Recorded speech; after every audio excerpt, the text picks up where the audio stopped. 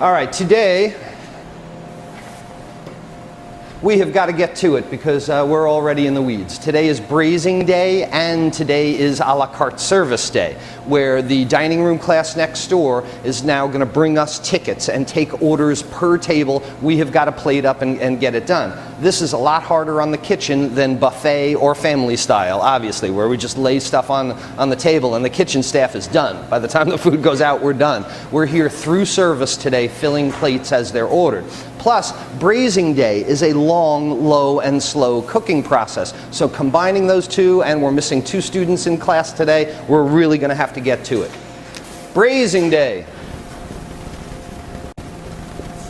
Braising. So far we've talked about nothing but dry cooking methods. Roasting, dry. Grilling, dry. Pan frying, dry. Saute, dry. Grilling, I think I already said, dry. All these things have been dry cooking methods because of either the direct contact of heat from the saute pan, or when we do pan frying, we said that that's a dry cooking process, although it's convective because the medium for the heat is the oil. Braising is a combination cooking method. Combination cooking method, and this is a perfect bridge for going from our dry cooking methods to next week we're going to start talking about moist cooking methods, steaming, boil, simmer, poach, things like that, moist cooking methods. Braising is a combination cooking method because the steps are thus. First, coat the item in flour. Step 1. So items that we are going to braise first are going to be coated in a little bit of flour because that's going to help us with a pan sauce. And the whole idea with braising is this combination of direct source dry heat and then filling the pan with some kind of moisture and finishing the item by poaching it. When we coat something in flour, we leave that starch for us to thicken the pan sauce. And at what temperature would the starches gelatinize so that the pan sauce thickens? 150 degrees. Thank you very much. Number 2. Pan hot, just like saute. Number 3, fat hot, just like saute. We heat the fat until just before it's going to smoke. How do you tell just before the fat's going to smoke? Goes from perfectly smooth to getting legs or getting ripply. All right? Then our protein product. Just like saute, 75% one side to brown it, 25% the other side. Again, the reason that we don't do 50-50 or just by time, the worst thing that you can do is cook by time. Oh, cook it for 3 minutes. Well, how can you say 3 minutes? The pans are different, the stoves are different, the amount of heat is different, so you can never cook by time. The reason that we don't do 50-50, again, is because you can see the changes in the product. You can see the coagulation of proteins. You can see the op point, the blood rising from the item, so you can notice the changes. If you flip it over too quickly, you're just looking at a brown piece of meat, and you lose all those indicators.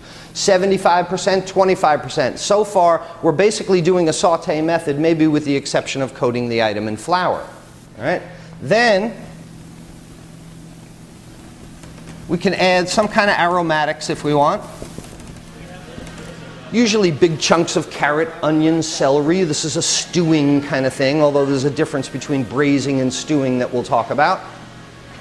Then we deglaze the pan.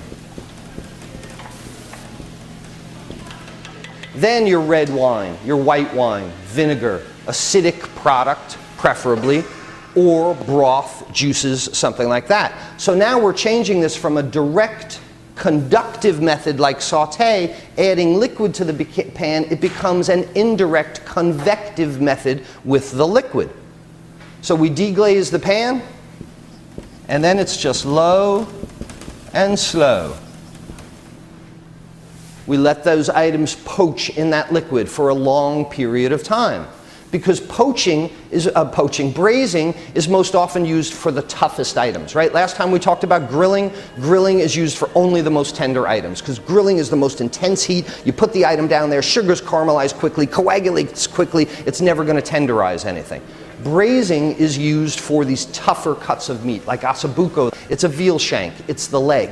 And any part of the animal that moves more gets tougher, gets chewier, some say gets more flavorful as well, but it's one of the toughest cuts of meat. So you can't really grill a veal shank, right? You put it on there for 5 minutes or less, or whatever it may be, like a steak, it's not going to tenderize at all. You can't take some of these harder cuts of meat, like stewed beef, chewy stewed beef, couldn't put it on the grill, it's too fast a cooking process. But the combination of browning the sugars, browning the item, then adding the liquid and poaching it low and slow has a tremendous tenderizing effect. And really, braising is meant for 3, 4, 5, 6, 7, 8 hours. We don't have that luxury today, so we're going to have to get to it really, really quickly.